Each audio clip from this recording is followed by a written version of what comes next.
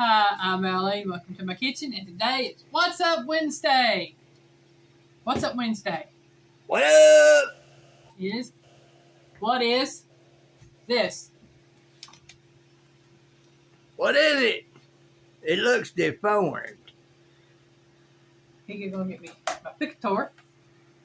This is jicama.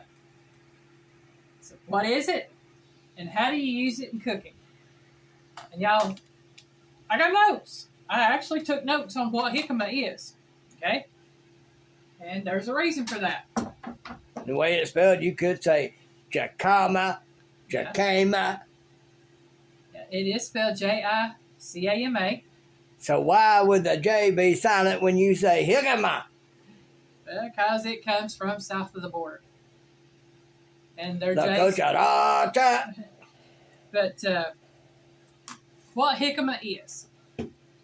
Now, this is something Piggy and I, neither one, have ever tried. I've seen it. I've seen recipes with it. Yeah, my ears, just everything going on today. But what it says here, and it is called, and yeah, I know I'm pronouncing this stuff wrong, so please bear with me.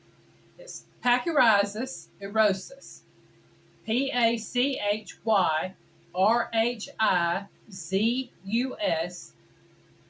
and then a space, and then erosus.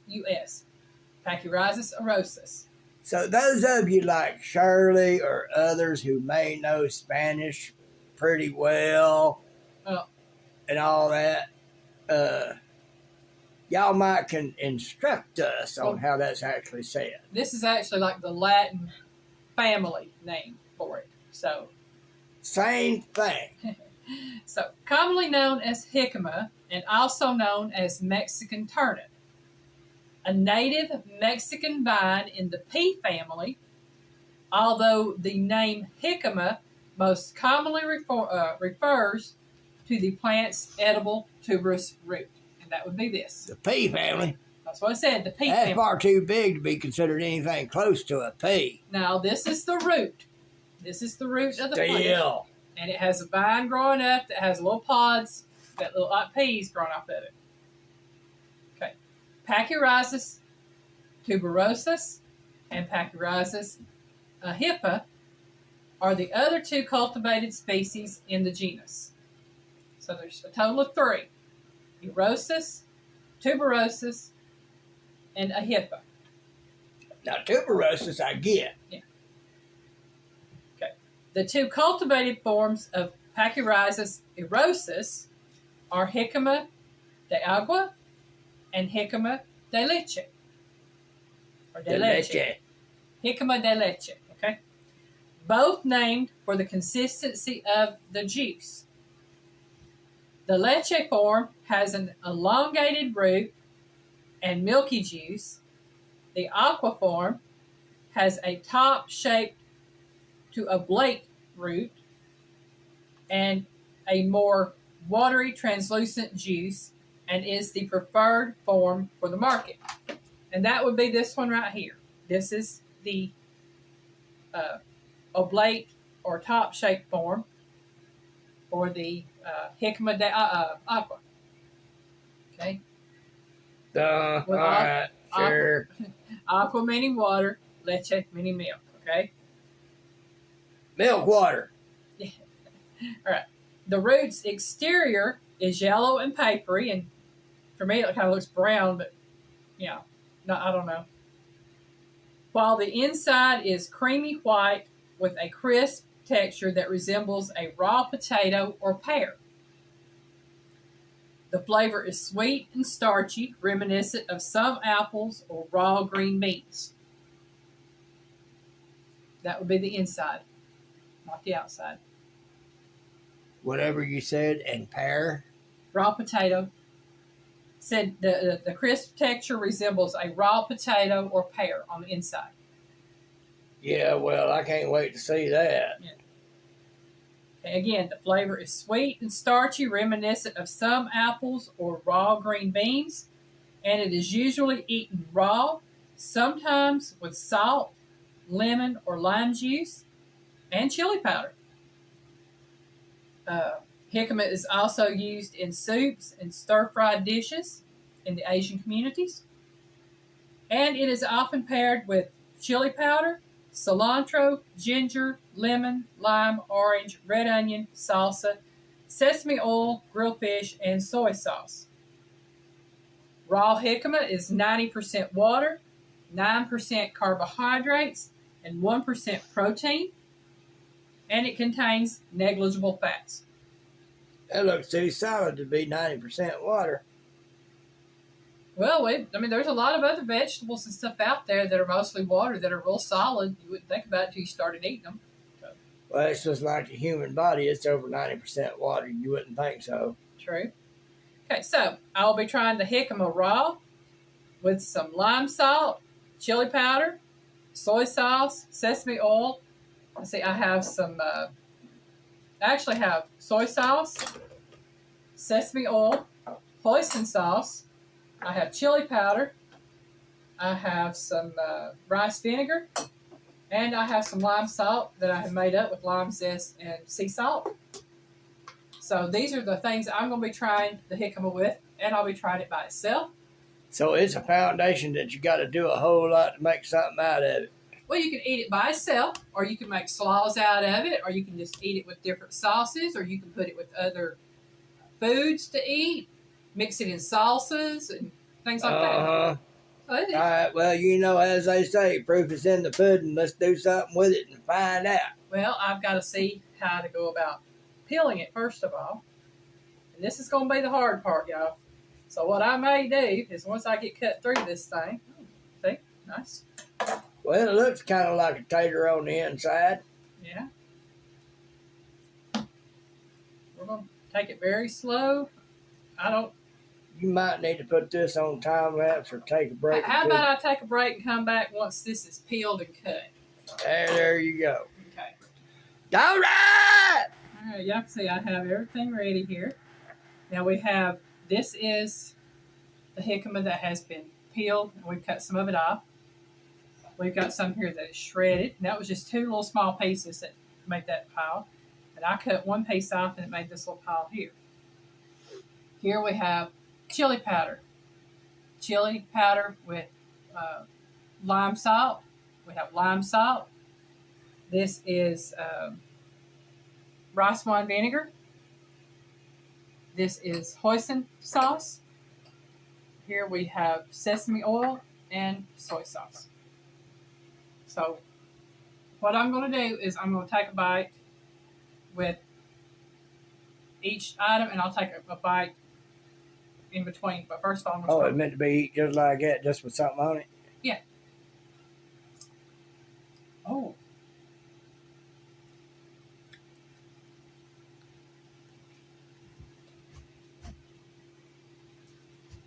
That tastes good. I've had something similar in flavor.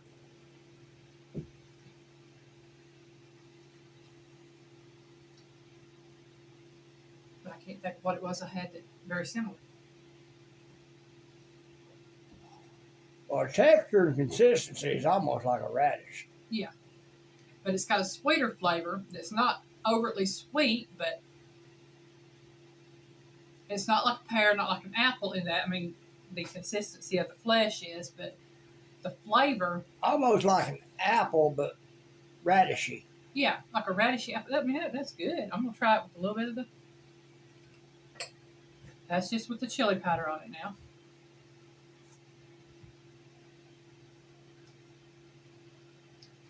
No.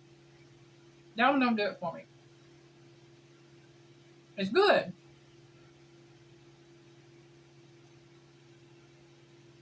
But no. Okay, this is the one with the chili powder and lime salt.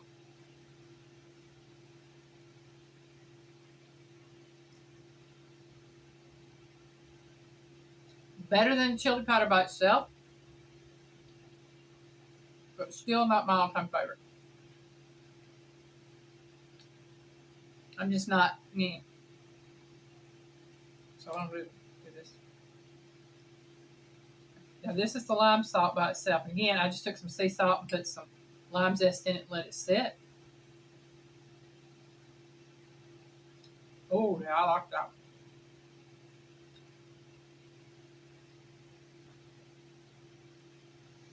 Basically, it's not the food itself; it's what you season it with. Yeah, I mean, this is good all on its own, but the seasonings. So now I'm going to try a little bit of the vinegar. Let that sit in there for just a second like that.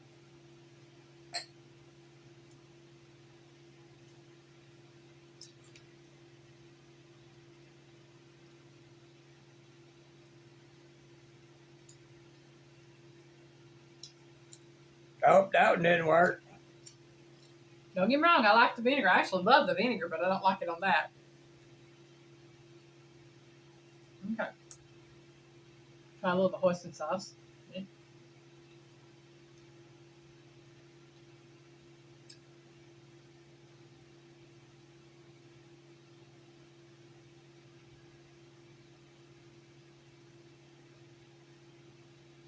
That made it spicy.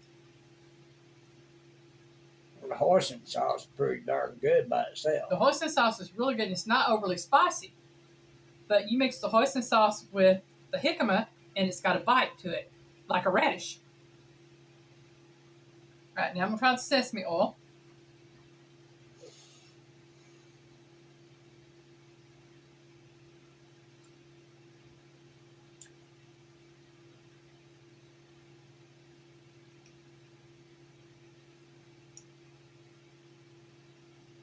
That one, I'm just going to be honest with you, I'm not really big on the sesame oil unless I'm mixing it in with other fried Chinese style foods or Asian style foods.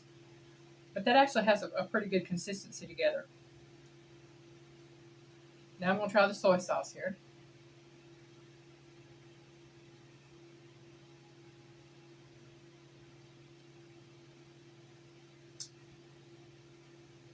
Oh, yeah.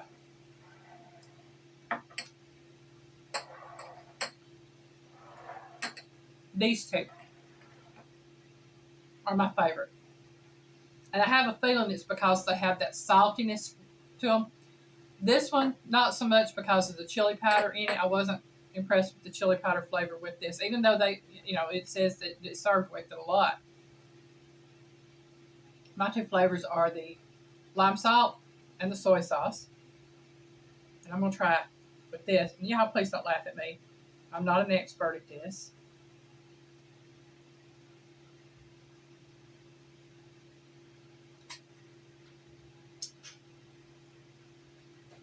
Oh, yeah. This has a really, really good flavor.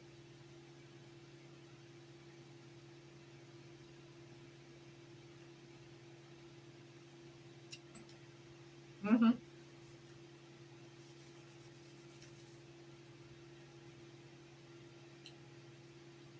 Well, yeah, I've answered the question. What is jicama? And how to use it? And like I said, you can eat it raw. You can put it in like a jicama slaw with it. You can eat it in salsas. You can eat it with salsa.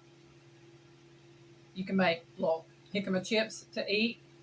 You can shred it up and eat it and add it in with other foods. You can use it in soups. Uh, what else did you say? You could use cook it in soups and let me find it. No, I can't remember anything. My mind is gone totally blank. Oh, stir fry dishes. If you're wanting to use something other than rice or noodles, I would say grate up some jicama and mix it in with your stir fry instead of rice, or mix it in instead of noodles. Because you add a little soy sauce to it, add a little the glaze. I guarantee it'd be wonderful with that. So, if you wanted to use it in place of a potato, you would have a slightly sweeter spot. Like in soups and stuff, you could still put potatoes in it. Cut these up a little bit, and I'm pretty sure you could put that in there instead of potatoes. Make up a fresh fruit and veggie tray. Put you some jicama on it. Nice alternative to some of the other fruits and vegetables on there, or in addition to the fruits and vegetables on there. So I hope you enjoyed the video. Hope you learned a little bit about jicama. If you've never tried it, I hope you do, because I know I'm going to be eating more of it. It's really good. And since potatoes spike my sugar, we'll see what this does. And if it doesn't, then I've got an alternative to potatoes that I can eat and hopefully enjoy. So I want to thank y'all very much for watching the video. And please check out my other videos on Mondays and Fridays. I have recipes coming out, different ones. On Saturdays, I have a live. On Sunday, Piggy's Piddles goes live. So, you can come join us on Saturdays and Sundays. And just give us a thumbs up and leave us a comment. We'll be happy to get back with you. Y'all have a great evening. Bye, y'all.